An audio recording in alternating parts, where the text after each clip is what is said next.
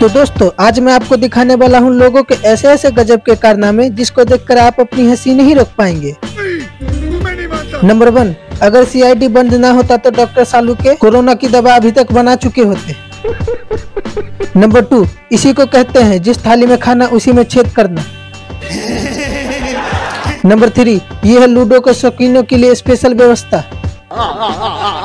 Number 4, इसी को कहते हैं पहले इस्तेमाल करें फिर विश्वास करें।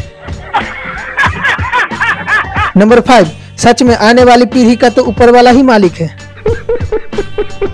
नंबर 6, अगर इस भाई का बस चले तो वो सीधा अंदर ही घुस जाते। नंबर 7, कलाकारी तो कूट कूट के भरी पड़ी है। नंबर 8, कौन कहता है बचपन आसान था, कुछ जिम्मेदारियां हमें तब भी संभालनी पड़ती थी।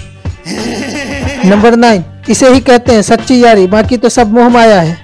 बात तो सही है। नंबर 10, समझ नहीं आ रहा प्लम्बर को बुलाऊं या इलेक्ट्रीशियन को।